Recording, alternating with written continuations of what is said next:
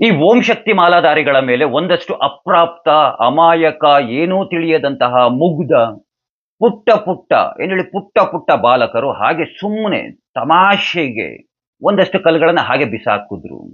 ಆ ಕಲ್ಲುಗಳಿಂದ ಒಂದಷ್ಟು ಜನರಿಗೆ ಪೆಟ್ಟು ಬಿತ್ತು. ಈಗ ಯಾರನ್ನು ಒಂದು ಮಾನವೀಯತೆಯ ಪಾಠಗಳನ್ನ ಮಾಡೋದಿಲ್ವಾ? ಆ ಕಲ್ಲುಗಳಿಂದ ಒಂದಿಬ್ರು ಹೆಣ್ಮಕ್ಳು ಬುರುಡೆ ಓಪನ್ ಆಗ್ಬಿಟ್ಟಿದೆ. ಈಗ ನೀವ್ಯಾರನ್ನು ಬಂದು ಕರುಣೆಯ ಪಾಠಗಳನ್ನ ಮಾಡೋದಿಲ್ವಾ?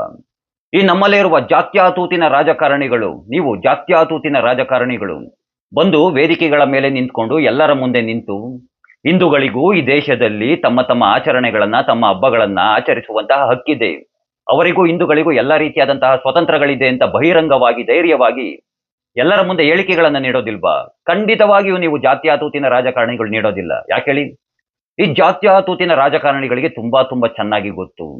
ಚುನಾವಣೆಯ ಸಮಯ ಬಂದಾಗ, ಮತದಾನದ ಸಮಯ ಬಂದಾಗ ಈ ಹಿಂದೂಗಳಿಗೆ ಒಂದೆರಡು ಪ್ಯಾಕೆಟ್ ಬಿಸ್ಕೆಟ್, ಅವರ ಜಾತಿಯ ಬಗ್ಗೆ ಒಂದೆರಡು ಹೊಗಳಿಕೆಯ ಡೈಲಾಗ್ಗಳು ಮೇಲ್ಗಡೆ ನಿಂತ್ಕೊಂಡು ಸ್ಟೇಜ್ ಮೇಲೆ ಹೊಡೆದ್ರೆ ಸಾಕು, ರಾತ್ರಿ ಮಲಿಕೊಂಡು ಬೆಳಗ್ಗೆ ಎದ್ದು ಬಂದು ಕಣ್ಣು ಮುಚ್ಕೊಂಡ್ ಬಂದು ನಮ್ಮ ಪಕ್ಷಕ್ಕೆ ಮತವನ್ನ ನೀಡ್ತವೆ ಅಂತ. ಅಯ್ಯ ಹೋಗ್ರಿ, ನೀವುಗಳು ನಿಮ್ಮ ಬಗ್ಗೆನೇ ತಲೆ ಕೆಡಿಸ್ಕೊಳ್ಳಲ್ಲ ಅಂದ್ರೆ ಬೇರೆಯವ್ರು ಯಾರು ತಲೆ ಕೆಡಿಸ್ಕೊಳ್ತಾರೆ? ಸಂತೋಷ, ಲೆಟ್ಸ್ ಎಂಜಾಯ್.